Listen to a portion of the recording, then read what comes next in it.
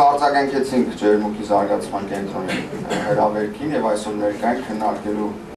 ազդեցությունը մի քանի խոսքով, մի քանի սլայդով ջերմուկի վրա, ինչպես են մեր մասնագետները գտնում եւ ինչ ապացույցներ ունենք։ Սա բացանքն է, սա ջարդիչ կայանքն է, սա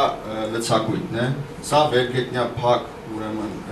փոխակրիչն է, հանքանյութի ջարդված, մանեցված Եվ սա կույտային տարվածման հարթակոչվածն է, նախնական գիտենք 72 մետր լինելու մոտավորապես։ Ուրեմն ջերմուկ համայնքը գտնվում է այս ուղղությամբ, այստեղից սկսած 15-6 կիլոմետր հեռավորության վրա, այստեղից սկսած։ Այս ուղղությամբ գտնվում է Գնդեվաս համայնքը եւ այս ուղղությամբ Սարաման Սահմանաձոր համայնքները։ Ամենամոտիկը այս պայդրությամբ տենց լինել է Գորայք համայնքն է։ 5-1 կիլոմետր հեռավորություն։ Մի քանի անգամ մեկնաբանություն է եղել տարբեր կիլոմետրներ են, ուրեմն տարբեր փաստաթղթերում երևում, սա միջինացված ուրեմն հեռավորությունն է,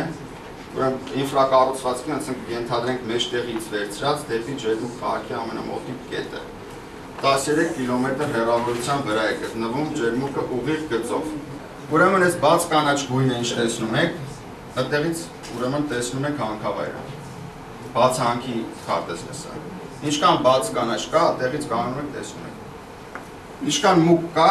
այդտեղից չեք տեսնում։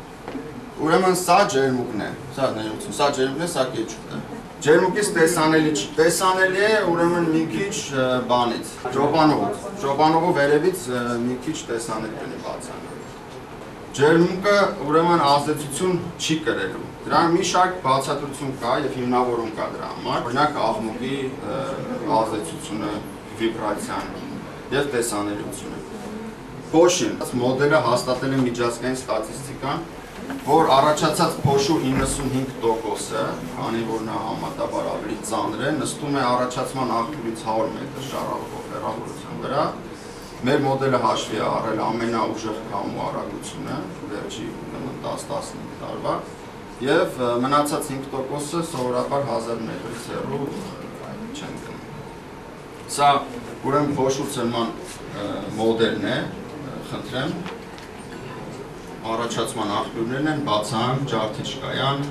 ուրեմն լցակույտ եւ կույտ։ Հիմնական ուրեմն առաջացման աղբյուրը դա պայթեցումն է, բոլորին հայտնի, ուրեմն պայթեցման հետևանքով նույն ստատիստիկան կրկնվում է։ Պայթեցումից հետո ուրեմն հանքաքարը բարձվում է բեռնատարների վրա, ներողություն, բեռնատարները տեղափոխվում է ջարդիչ կայան, որտեղ նա անցնում է 3 աստիճան ուրեմն ջարդում եւ այնուհետեւ փակ փոխակրիչով տեղափոխվում է ոսկուկորզման ուրեմն հարթակ, որը կույտային տարածում է։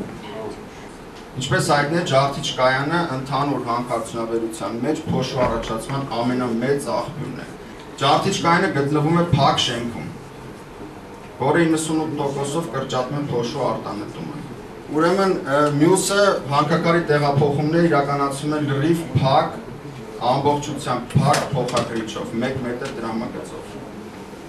Մյուս առաջացման աղբյուր ուրեմն լցակույտն է, որը համարվում է շատ քիչ, որովհետև այնտեղ ոչ մի գործընթաց չի տեղի ունենում եւ կույտը ինքը սովորաբար խոնավ է լինում, խոնավից ուրեմն փոշի արտանետումը շատ քիչ է։